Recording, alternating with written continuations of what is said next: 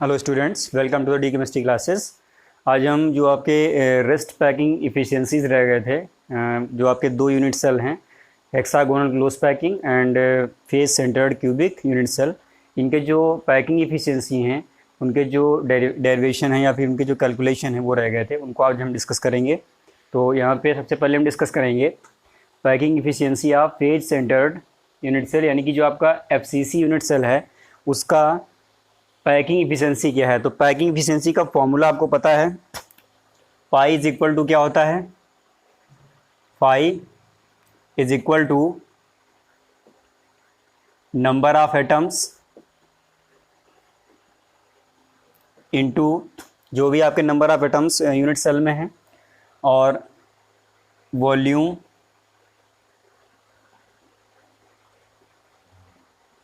Occupied by an atom, यानी कि जो एक एटम है आपका वो कितना वॉल्यूम कवर कर रहा है, और नीचे जो होता है आपका वो वॉल्यूम ऑफ यूनिट सेल होता है। तो ये आपका फॉर्मूला रहता है। जिस यूनिट सेल पे आप पैकिंग इफिशियंसी कैलकुलेट कर रहे हैं उसी का आप निकालते हैं, मल्टीप्लाई बाई 100, ये फॉर्मूला होता है। तो देखिए इसमें सबसे पहले क्या है, नंबर ऑफ एटम्स पता होने चाहिए। तो यहाँ पे नंबर ऑफ एटम्स क्या होगा, number of atoms in FCC unit cell. आपको देखिए अगर ये लर्न है तो आपका टाइम यहाँ पे बहुत बचने वाला है, तो इसलिए बेटर यही है कि आप इसको लर्न रखें। जो आपका नंबर ऑफ एटम्स होता है वो 4 आता है। आपको कैलकुलेशन हमने प्रीवियस वीडियोस में बताया है कैसे किया जाता है, ठीक है। कंट्रीब्यूशन ऑफ एटम्स पर साइड्स, यानी कि जो आपकी लैटिस साइड्स होती हैं वहाँ पर किस एटम का कितना कंट्रीब्यूशन होता है उसके बेसिस पर जब कैलकुलेट करेंगे तो ये 4 आता है। अब देखिए वॉल्यूम जो है यहाँ पर 3 डायमेंशनल स्पेस है, ठीक है। जो आपका यूनिट सेल है 3 डायमेंशनल है, तो यहाँ पर जो एटम है उसका जो शेप है वो हम स्फेरिकल मान के चलते हैं, और जब 2D में आता है तो उसको हम एज सर्किल मान के चलते हैं। तो यहाँ 3D के केस में हम वॉल्यूम निकालते हैं और 2D के केस में एरिया निकालते हैं। तो यहाँ पर volume of an atom,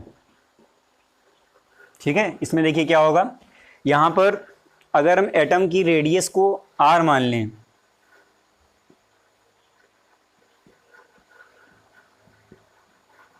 radius of atom is equal to small r, ठीक है। और इसका जो एज लेंथ है,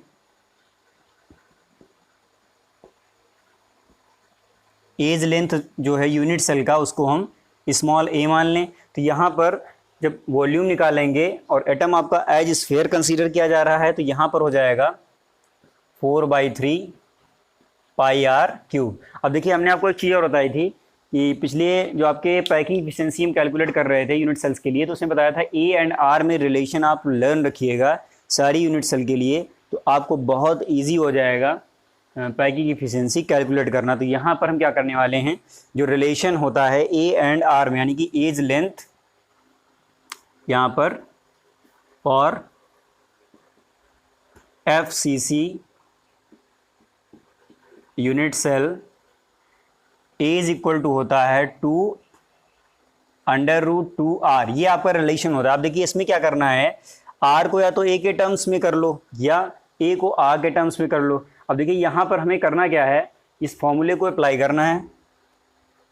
pi F C C is equal to number of atoms कितना है, यहाँ पे 4 है, निकाल के रखा है। वॉल्यूम ऑक्यूपाइड बाय 1 स्फीयर या 1 एटम 4/3 पाई r क्यूब है, upon volume of unit cell. देखिए वॉल्यूम निकालने के लिए क्या करेंगे, यहाँ पे हम बीच में निकाले दे रहे हैं volume of unit cell. Unit cell की जो एज लेंथ है वो कितनी है, a है, ठीक है। जब ये a है तो इसका वॉल्यूम कितना हो जाएगा, a क्यूब हो जाएगा। तो यहाँ पर हम रखेंगे a क्यूब। अब देखिए ये जो रिलेशन है इसको चाहें तो रिलेशन फर्स्ट डाल दें और यहाँ पर लिख सकते हैं बाई इक्वेशन फर्स्ट, यानी कि इस इक्वेशन से a को हम 2√2r यहाँ पे लिखने वाले हैं। तो यहाँ आपका जो फाई FCC है ये आपका आ जाएगा फाइनली 4 4 16/3 पाई r क्यूब अपॉन 2√2r का होल क्यूब, यहाँ आ जाएगा 16/3 पाई r क्यूब अपॉन, यहाँ पे देखिए 2 का क्यूब हो जाएगा 8 और यहाँ पे फिर से यहाँ आ जाएगा 16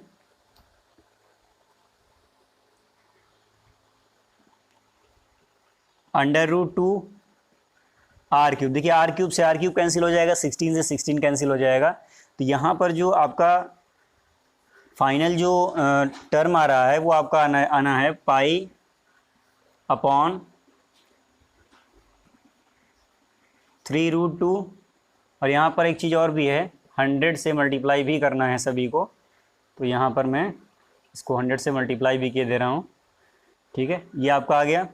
अब इसको हम क्या करेंगे, सॉल्व कर लेंगे। यहाँ पाई की वैल्यू रख देंगे 3.14 इंटू 100, 3 इंटू 1.414, पूरा चाहें तो पूरा यहाँ पे लिख लें।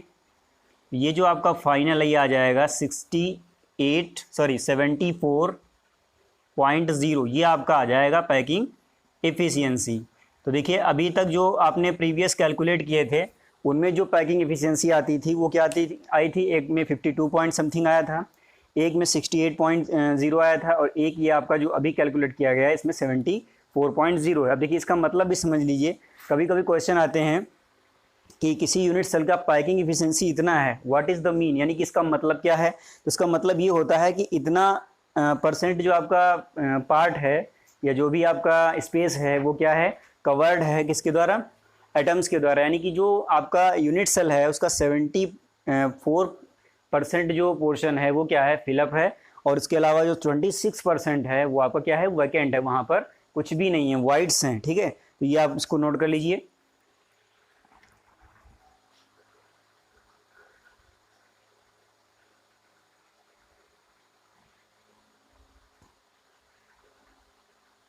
नेक्स्ट आपका यूनिट सेल है hexagonal close packing unit cell. यहाँ पर 5HCP हम कैलकुलेट करेंगे। तो देखिए इसमें आपको दो चीज़ें लर्न रखनी है। एक तो जो आपका हेक्सागोनल क्लोज पैकिंग स्ट्रक्चर है उसमें जो एज लेंथ है और जो रेडियस ऑफ एटम है उनमें रिलेशन आपको ध्यान रखना है, यानी कि एज इक्वल टू 2r, ये ध्यान रखना है।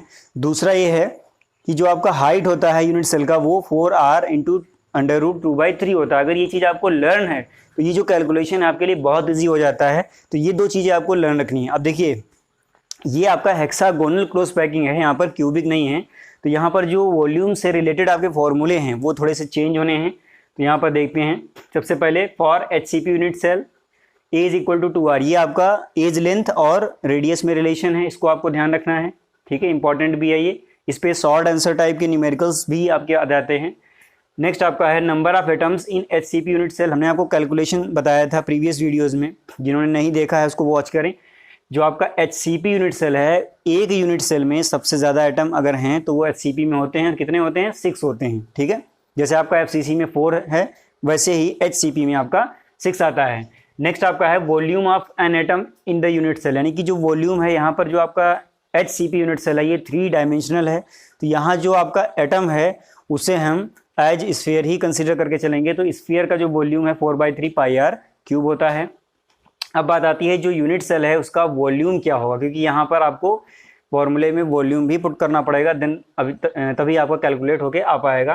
तो यहाँ volume of hexagonal close packing unit cell base area, यानी कि जो आपका ये बेस बना हुआ है, देखिए 2 हेक्सागन बने हुए हैं।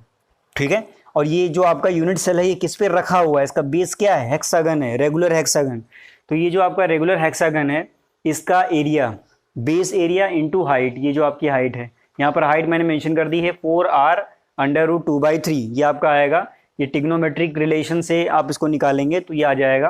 तो यहाँ पर क्या करना है ये आपको ध्यान रखना है, ये उसमें आपको टाइम वेस्ट नहीं करना है कि आप टिग्नोमेट्री लगाएं और ये सारी चीज़ें करें, क्योंकि वहाँ एग्जाम में आपको इतना टाइम नहीं होता है कि यहाँ पर वो सारी चीज़ें आप कैलकुलेट करके अपना समय बर्बाद करें। तो ये चीज़ आपको ध्यान रखनी है। हाइट जो होगी आपकी यूनिट सेल की वो 4r इंटू √2/3 आती है। तो यहाँ पर base area into height multiply होगा और आपका वॉल्यूम निकल आएगा। देखिए अब इसमें बेस एरिया को भी निकालने के लिए फर्दर एक और फॉर्मूला आपको लगाना पड़ेगा। देखिए यहाँ पे ये आपके कुछ ट्रायंगल्स बन रहे हैं, यहाँ पर मैं इसको डार्क लाइन से बना दे रहा हूँ।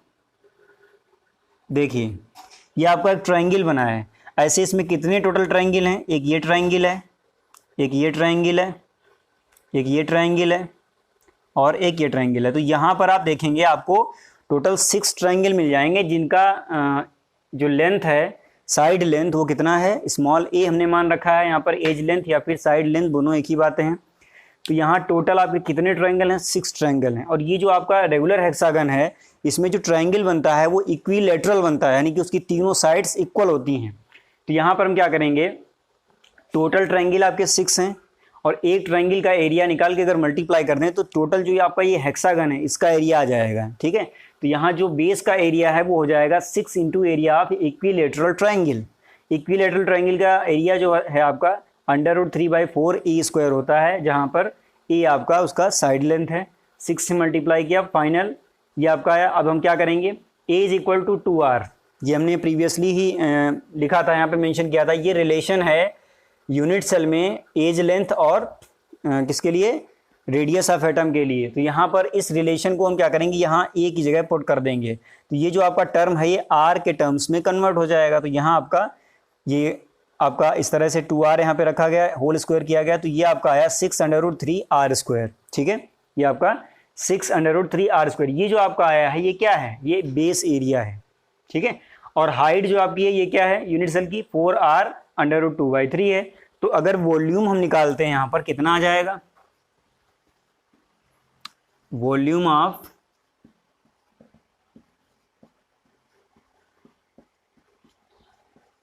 HCP यूनिट सेल क्या हो जाएगा?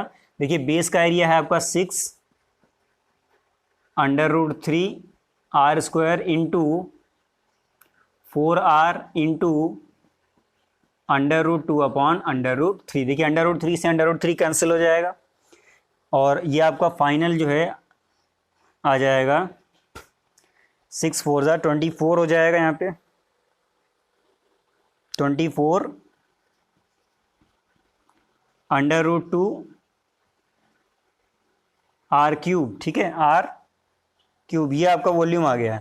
अब हम क्या करेंगे, इस फॉर्मूले में इसको हम पुट कर देंगे। तो यहाँ हो जाएगा 5HCP is equal to number of atom 6 हो गए, वॉल्यूम एक एटम का कितना है 4/3 पाई r³ है, और इसका जो वॉल्यूम आया है यूनिट सेल का आया है 24 √2r³ मल्टीप्लाई बाई 100। तो जब इसको हम सिंप्लीफाई करेंगे तो आपको जो फाइनल मिलेगा वो आपका मिलेगा π/3√2 इंटू 100। पाई की वैल्यू आप यहाँ पर रख दीजिए, तो पाई की वैल्यू हो जाएगी 3.14 मल्टीप्लाई बाई 100/3 इंटू √2 की वैल्यू होती है 1.414। तो ये आपका फाइनल जो है, काटेंगे इसको जब पूरा कैंसिल करेंगे तो 74.0% आपका आंसर आएगा। तो ये जो पैकिंग इफिशियंसी है HCP और FCC की, वो दोनों ही आपकी क्या हैं, सेम आती हैं। अगर आपसे कोई क्वेश्चन करता है कि क्या दोनों की क्रिस्टल डेंसिटी या दोनों की डेंसिटी सेम है, ठीक है, दोनों इक्वली डेंस है, तो दोनों इक्वली ही डेंस होंगे। क्यों? क्योंकि इसका एरिया ज़्यादा है, इसकी वजह से ये आ रहा है। ठीक है, ये आपका पूरा जो है वॉल्यूम इसका ज़्यादा आएगा। ठीक है, इस उससे तो यहाँ पर अगर डेंसिटी की हम बात करें तो ये देखा जाए तो ये कम है। क्यों? क्योंकि इसका एरिया ज़्यादा आ रहा है। तो यहाँ पर ये जो आपका पैकिंग इफिशियंसी है, इसके बेसिस पर अगर आप इसको डेंसिटी को कैलकुलेट करेंगे या माइनस करेंगे तो दोनों आपको इक्वल ही मिलेंगे। तो ये ध्यान रखिएगा, क्वेश्चन अगर आता है कि हेक्सागोनल क्लोज पैकिंग और face centred cubic unit cell में से दोनों में से कौन ज़्यादा डेंस है या कौन ज़्यादा रिजिड है, तो दोनों ही रिजिड हैं अपने अपने उससे, क्योंकि यहाँ भी 74% पैकिंग इफिशियंसी है और वहाँ भी 74% पैकिंग इफिशियंसी है। तो यहाँ पर दो चीज़ें आप बेसिकली बहुत ध्यान रखिएगा, एक तो इसका फॉर्मूला और इसमें जो हाइट कैलकुलेट की गई है ट्रिग्नोमेट्रिक रिलेशन से, वो आपकी 4r√2/3 आती है। और यहाँ जो रिलेशन आता है hexagonal close packing unit cell के लिए एज लेंथ और रेडियस ऑफ एटम में, वो एज इक्वल टू 2r आता है, जो कि आपका सिंपल क्यूबिक यूनिट सेल में भी आता है। तो देखिए अभी क्वेश्चन यहाँ पे एक और बनता है कि जो आपका सिंपल क्यूबिक यूनिट सेल है उसमें जो रिलेशन है एज इक्वल टू किस यूनिट सेल में इक्वल आता है। या किस यूनिट सेल के रिलेशन के जैसा होता है, तो यहाँ पर हेक्सागोनल क्लोज पैकिंग के जो रिलेशन है उसके इक्वल आता है। और यहाँ पर ध्यान रखिएगा HCP और आपका जो सिंपल क्यूबिक है SC, ये यूनिट सेल जो हैं इनमें A और R में रिलेशन दोनों सेम आते हैं, उसको नोट कर लीजिए। बहुत ही स्पेशली इसको ध्यान रखिएगा क्योंकि इसका कैलकुलेशन बहुत ज़्यादा ही डिफरेंट है।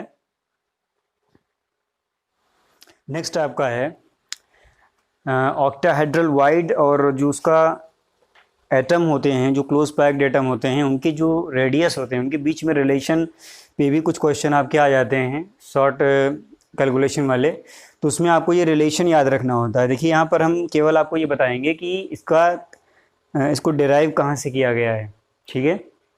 बाकी यहाँ पर इसका डेरिवेशन नहीं आता है, आपको ये रिलेशन याद रखना है। इससे क्वेश्चन आते हैं तो आपको ये फॉर्मूला टाइप में लर्न रखना है। आप देखिए यहाँ पर क्या होगा, ये जो रिलेशन है radius of octahedral wide and radius of atoms in close packing, यानी कि जो ऑक्टाहेड्रल वाइड पे जो एटम होता है उसका रेडियस और जो आपके पैकिंग में एटम इन्वॉल्व होते हैं उनका रेडियस, इन दोनों के बीच रिलेशन निकालना है। तो यहाँ पर ये जो आपका स्ट्रक्चर दिख रहा है, यहाँ पे 4 एटम्स इस तरह से हैं। मैंने आपको बताया था कि 2 आपके ट्रायंगुलर वाइड एक दूसरे के ऊपर क्या होते हैं, इक्लिप्सडली मर्ज होते हैं, इक्लिप्सडली ओवरलैप होते हैं, जिनकी वजह से बीच में जो हल्का सा छोटा सा एक वो वाइड बनता है उसे हम बोलते हैं ऑक्टाहेड्रल वाइड। तो यानी कि ये आपका 6 स्फीयर से बनता है।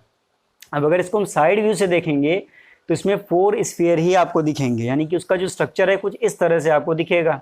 अब यहाँ जो आपने ये देखा है, ये जो हमने शेड करके बनाया हुआ है, ये आपके क्लोज पैक्ड एटम हैं, ये ऐसे एटम हैं जो पैकिंग में इन्वॉल्व हैं। और जो आपका ये बीच में दिख रहा है ये क्या है, ऑक्टाहेड्रल वाइड है, और यहाँ पर एक जो स्फीयर है जो एटम है वो आपका ऑक्टाहेड्रल वाइड में एटम है। तो यहाँ जो ऑक्टाहेड्रल वाइड में एटम है इसकी रेडियस को हमने स्मॉल r माना है, यहाँ पर लिखा है, ठीक है। ऑक्टाहेड्रल वाइड की रेडियस अगर स्मॉल r है तो यानी उसमें केवल स्मॉल r रेडियस का ही एटम उसमें फिट हो पाएगा। दूसरा, ये जो क्लोज पैक्ड एटम है इनका जो रेडियस है इसको हमने कैपिटल R माना है यहाँ पर, ठीक है। ये कैपिटल R है, ये स्मॉल r है, तो यहाँ जो इतनी डिस्टेंस है ये 2r हो जाएगी, ये आपकी r हो जाएगी, ये r हो जाएगी। अब देखिए ये जो ट्रायंगल है ABC, ये राइट एंगल ट्रायंगल है। राइट एंगल ट्रायंगल में आप पाइथागोरस थ्योरम लगा सकते हैं, ठीक है। यहाँ पर जो एज लेंथ है इसको हमने स्मॉल a माना है, जो कि हम प्रीवियसली मानते चले आ रहे हैं। तो यहाँ पर इस ट्रायंगल में जब आपका ये 90 का एंगल है तो इसमें हम पाइथागोरस थ्योरम फिट कर सकते हैं। तो यहाँ पाइथागोरस थ्योरम क्या होती है, हाइपोटेनस का square is equal to perpendicular का स्क्वायर प्लस बेस का स्क्वायर। यहाँ पर AC square is equal to AB square plus BC square हो जाएगा। AC is equal to under root of AB square plus BC square हो जाएगा। तो यहाँ जब हम AB और BC की वैल्यू रखेंगे, देख सकते हैं यहाँ पे अगर AB आपका A है तो ये जो आपका BC है ये भी स्मॉल a हो जाएगा, क्योंकि जो यूनिट सेल है वो आपकी क्यूबिक यूनिट सेल है, और यहाँ पर जो एज लेंथ होंगी वो हर तरफ आपकी सेम ही आएंगी। तो यहाँ पर a square plus a square is equal to under root 2a आ गया, यानी कि हमने इसका डायगोनल निकाल लिया, AC निकाल लिया। अब देखिए AC होता किसके इक्वल है, अगर हम AC और AB में रिलेशन निकाल लें या AC और BC में रिलेशन निकाल लें, किसी एक में निकाल लें, तभी हम इनमें रिलेशन बना पाएंगे, इनमें रिलेशन निकाल पाएंगे। तो देखिए AC को हमने कैलकुलेट किया अंडर रूट 2a आया, ठीक है। अब AB से अगर डिवाइड कर देते हैं, डिवाइड इसलिए करेंगे क्योंकि यहाँ पर जो a है जो आपका वेरिएबल है उसको हमें रिमूव करना है यहाँ से, तभी आप इसमें न्यूमेरिक रेशियो निकाल पाएंगे और बिल्कुल अच्छे से जज कर पाएंगे इनकी साइड्स को। तो यहाँ पर हमने क्या किया, AB से डिवाइड कर दिया। AC की वैल्यू अंडर रूट 2a हमने निकाली थी, AB की वैल्यू कितनी है, a है, ठीक है। डिवाइड किया तो अंडर रूट 2 अपॉन a आया, यानी कि AC और AB में जो रेशियो है उनकी लेंथ में वो क्या है, रिलेशन अंडर रूट 2 रेशियो 1 का है, ठीक है। ये हमने निकाल लिया, इसको क्लोज कर दिया क्योंकि ये भी आगे काम आने वाला है। अब बात आती है ये जो AC भी तुमने कैलकुलेट किया है, इसका अगर हम स्मॉल r और कैपिटल R के टर्म्स में निकालें इसकी लेंथ तो क्या आएगी, देखिए r इतनी है जो रेडियस है r प्लस 2r, यहाँ पे 2r हो गया, r प्लस 2r, देखिए r ये वाला जो है ये इतना r है, ठीक है। 2r ये जो उसके बीच में वाइड है उसमें जो एक आपका एटम है वो आपका 2r लेंथ का है, उसकी जो डायमीटर है, और फिर प्लस आर, यहाँ पर प्लस आर। तो देखिए are plus 2r plus are ये आपका आया। यहाँ पर इसको लिख सकते हैं 2r plus 2r, 2 capital R plus 2 small R. अब यहाँ ए सी अपॉन ए बी हमने निकाल रखा था पहले से ही। ए सी की वैल्यू जब ये आई तो ए सी की वैल्यू हमने ए सी की जगह पर यहाँ रख दी 2r plus 2r upon 2r। A B जो है वो 2r के इक्वल होगा, देख सकते हैं यहाँ पे। अगर ये यहाँ से यहाँ तक की लेंथ आपकी स्मॉल आर है तो ये भी आपकी कैपिटल आर है, तो ये दोनों आपकी कैपिटल आर होंगी। तो जब इसको ए बी को देखेंगे तो एक ये आर हो जाएगी यहाँ तक, एक ये आर हो जाएगी यहाँ तक, तो दोनों को जब ऐड करेंगे तो क्या हो जाएगा 2r हो जाएगा। तो यहाँ पर A B is equal to 2r हो गया। ए बी की जगह 2r हमने इस रिलेशन में ए सी की वैल्यू ये रख दी और ए बी की वैल्यू ये रख दी, तो ये आपका आया 2r plus 2r upon 2r is equal to √2 upon A. यहाँ पर ये पहले से ही था। अब देखिए ऊपर नीचे से 2 कॉमन लेकर कैंसिल कर दीजिए, ये आपका आ जाएगा r plus r upon r। इसको ऐसे लिख सकते हैं सिंप्लीफाई करके। अब ये जो 1 है इसको हमने क्या किया, इसको हमने राइट साइड पे ट्रांसफर कर दिया। ट्रांसफर करेंगे तो उसका साइन क्या हो जाएगा, चेंज हो जाएगा। इधर आपका 1 प्लस का है, इधर आएगा तो माइनस का हो जाएगा। r small r upon capital R is equal to √2 upon 1 minus 1। देखिए √2 अपॉन 1 का कोई मतलब नहीं है, √2 अपॉन 1 मानिए या फिर √2 उसको मान लीजिए, क्योंकि किसी भी नंबर के नीचे 1 जो है उसका कोई मीनिंग नहीं होता है।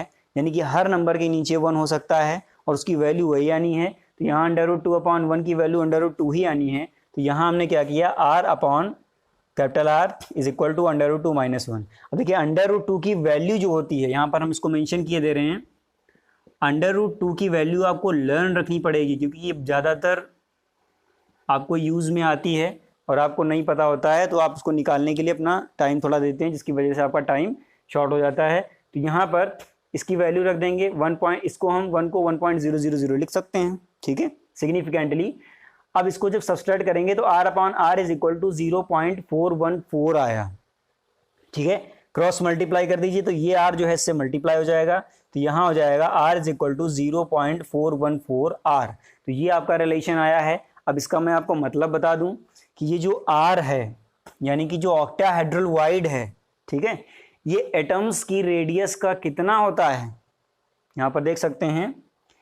ये जो ऑक्टाहेड्रल वाइड का रेडियस है उसका रेडियस जो है वो आपका 0.414 टाइम्स होता है, किसके, एटम्स के रेडियस के, जो आपके क्लोज पैकिंग में इन्वॉल्व हैं उनके एटम्स के रेडियस के होता है। अब देखिए रिलेशन में कभी कभी क्या होता है, ये गिवन होता है, ये पूछ लेते हैं, ठीक है। कभी कभी क्या होता है, ये स्मॉल r गिवन होता है तो कैपिटल R पूछ लेते हैं। तो आपको ये तभी आप निकाल पाएंगे जब आपको ये रिलेशन पता होगा। कभी कभी क्या होता है, ये रिलेशन दे देते हैं, पूछ लेते हैं कि जो वाइड है वो किस टाइप का है। तो अगर ये आपका 0.414 r है यानी कि इतना टाइम्स है, तो आप तुरंत समझ जाइए कि आपका ऑक्टाहेड्रल वाइड है, ठीक है, और कोई वाइड नहीं हो सकता है। तो इसमें बहुत छोटे छोटे क्वेश्चन आपके बनते हैं। तो इस रिलेशन को आपको बहुत ही स्ट्रिक्टली लर्न रखना है, क्योंकि इस पर न्यूमेरिकल, थ्योरेटिकल और असर्शन एंड रीजन किसी भी टाइप के क्वेश्चन आ सकते हैं। इसको नोट कर लीजिए फटाफट।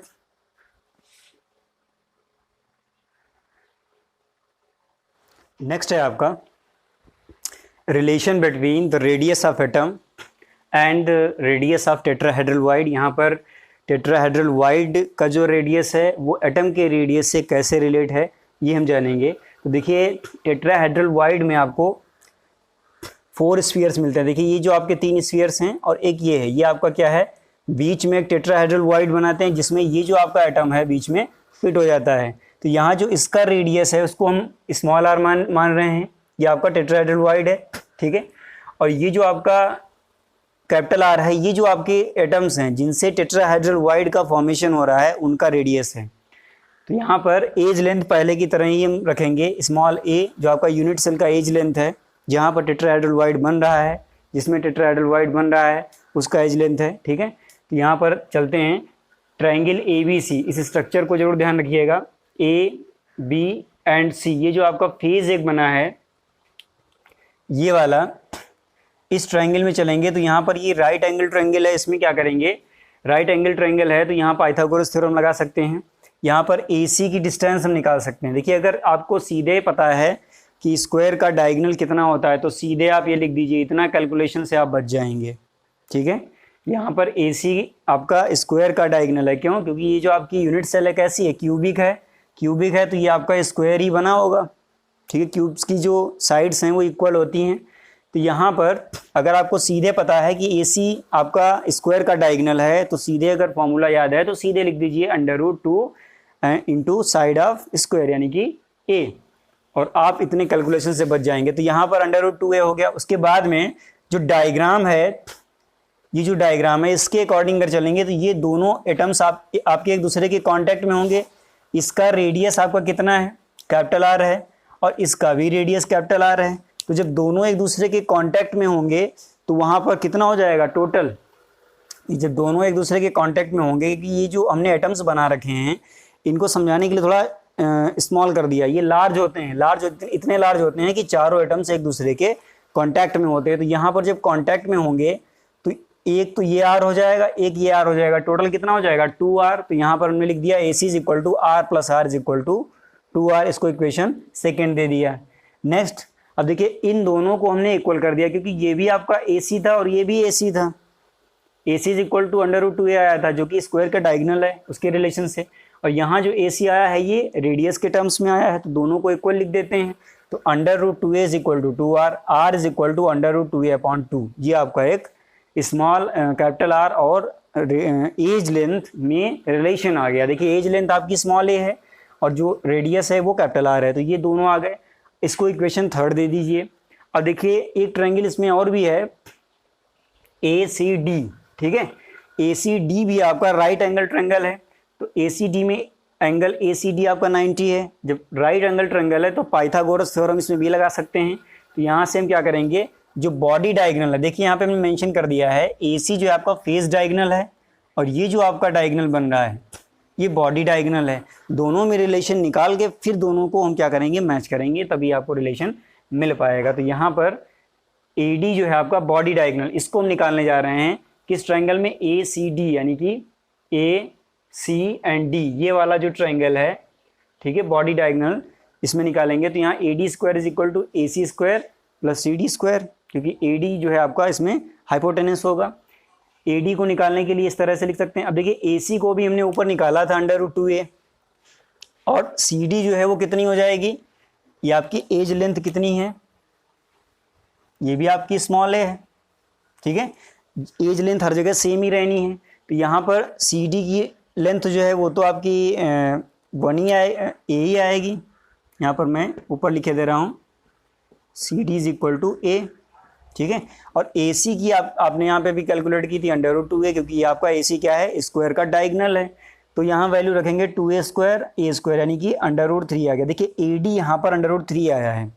अगर आपको क्यूब का डायगोनल का फॉर्मूला पता है तो आप सीधे लिख सकते हैं, तो आप इतने कैलकुलेशन से यहाँ भी बच जाएंगे, जैसे मैंने यहाँ पे बताया था कि बच जाएंगे, ठीक है। तो यहाँ इतना कैलकुलेशन आपका बच जाएगा, थोड़ा टाइम बच जाएगा। तो बेहतर यही है कि इनके डायगोनल्स के फॉर्मूले सीधे आप याद रखिए, ताकि आपको कैलकुलेशन में टाइम ज़्यादा ना लगे। नहीं तो इनको कैलकुलेट करने में ही आप टाइम लगा देंगे, थोड़ा सा थिंक करेंगे तब भी टाइम लगेगा। तो यहाँ पर AD is equal to √3a है, और जो आपका बॉडी डायगोनल होता है क्यूब का, उसका फॉर्मूला भी √3a ही होता है, जहाँ पर A आपका एज लेंथ होता है, हमेशा ध्यान रखिएगा, साइड लेंथ होता है।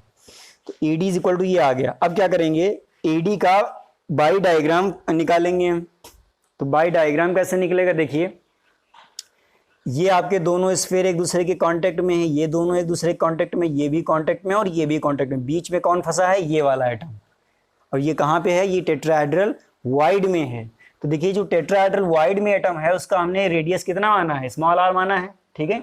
स्मॉल r इस एटम का है रेडियस, और अगर इसको हम ये माने कि ये इस बॉडी डायगोनल पे है, तो बॉडी डायगोनल पे है तो इसका मतलब एक तो r ये हो जाएगा, और एक कहीं इसके कांटेक्ट में ये आ रहा है, ठीक है। ये दोनों आपस में मिले हुए हैं, तो एक तो इनका रेडियस आ जाएगा और 2r इसका हो जाएगा, एक r इसका हो जाएगा, एक इनमें दोनों में से जब दोनों कांटेक्ट में आएंगे इसके, तो एक r वो हो जाएगा और 2r ये वाला हो जाएगा, क्योंकि इसकी रेडियस अगर r है तो ये पूरी डायमीटर है, सेंटर से जा रहा है डायगोनल, ठीक है। तो 2r हो जाएगा। तो यहाँ पर क्या आएगा, AD is equal to 2r plus 2r, जैसे कि प्रीवियस वाले में निकाल रहे थे।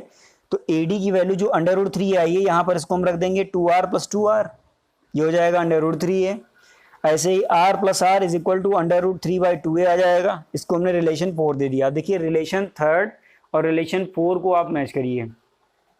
रिलेशन थर्ड में हमने R निकाला था √2A/2 और फोर्थ में निकाला है R + R is equal to √3/2A। तो देखिए क्या करिए, फोर्थ को थर्ड से डिवाइड कर दीजिए। यहाँ पर लिख सकते हैं बाय इक्वेशन, या यहाँ पे by dividing, by dividing third and fourth, ये हम लिखेंगे।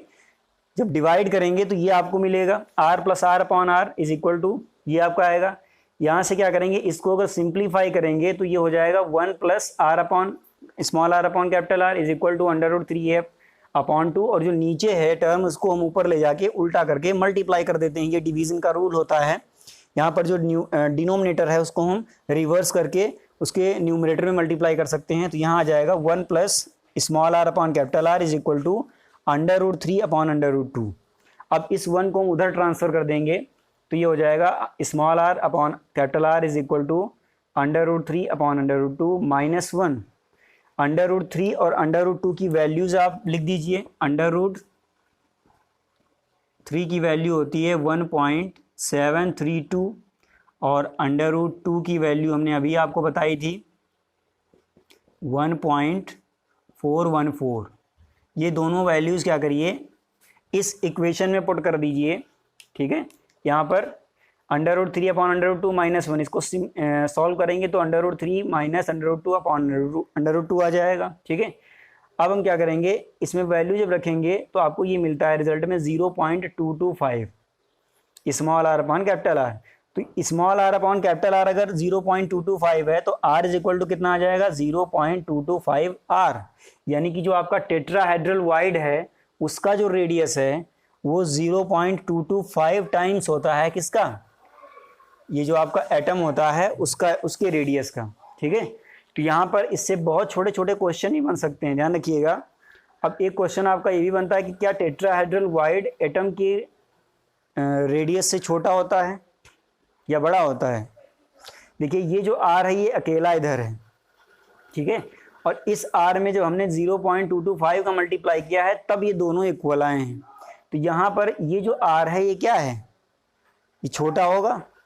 ठीक है, तभी तो हमने इसमें r और थोड़ा सा इसमें वैल्यू और ऐड किया है, वो भी 1 से कम है वैल्यू। ठीक है, तो यहाँ जो ये r है ये छोटा है किससे, कैपिटल R से, हमेशा ध्यान रखिएगा। और वहाँ जो आपका आ रहा था वो भी शायद आपका स्मॉल r जो है वो कैपिटल R से छोटा ही होता है। तो हमेशा ध्यान रखिएगा, ये रिलेशन आप जरूर ध्यान रखें। इसमें 0.225 टाइम्स होता है टेट्राहेड्रल वाइड, और जो ऑक्टाहेड्रल वाइड के केस में आता है स्मॉल r कैपिटल R, उसमें आपका 0.414 टाइम्स होता है। इसको फटाफट नोट कर लीजिए। और इसमें मेनली आपको ये फॉर्मूला जरूर लर्न रखना है, जैसे कि उसमें था r is equal to 0.414 capital R, note कर लीजिए। और इस पे जो न्यूमेरिकल्स हैं वो आपको भी वर्कशीट मिलेगी, उसमें आपको जो भी छोटे छोटे न्यूमेरिकल्स हैं वो करने हैं। ये आपकी वर्कशीट है, इसमें 4 क्वेश्चंस हैं, सारे आपके सब्जेक्टिव हैं और इनको सॉल्व करना है। वीडियो बेस्ड हैं सारे क्वेश्चन, तो प्लीज़ वीडियो को बहुत अच्छे से वॉच करिएगा।